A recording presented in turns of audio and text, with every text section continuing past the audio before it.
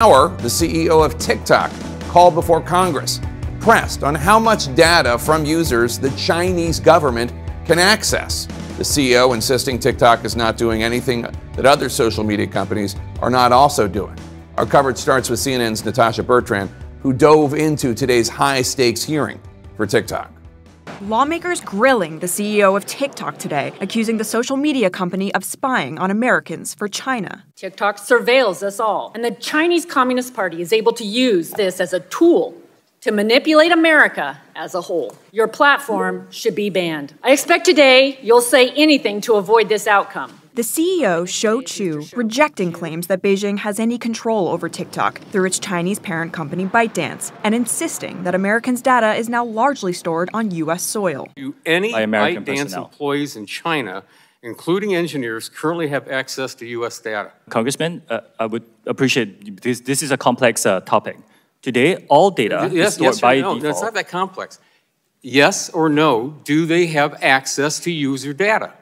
After Project Texas is done, the answer is no. Project Texas is TikTok's name for its ongoing effort to move all U.S. data onto servers hosted by the American company Oracle, which is based in Texas. That defense, however, falling on deaf ears. I have seen no evidence that the Chinese government has access to that data. They have never asked us. We have not provided. I find that actually preposterous. I don't believe it is technically possible to accomplish what TikTok says it will accomplish through Project Texas. Lawmakers provided no evidence that the Chinese government has used the app to surveil Americans, but they repeatedly pointed to an episode from last year when 4 TikTok employees, including 2 based in China, were fired after improperly accessing journalists' data. We do not condone the effort by certain former employees to access U.S.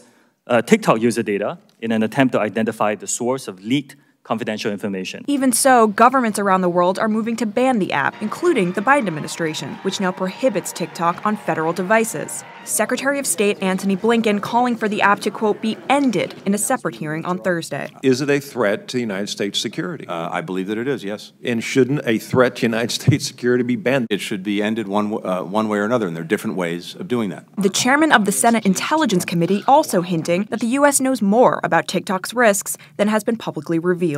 One of the things that my legislation would do is require the intelligence community to declassify as much information as possible, so it's not, don't just trust the government.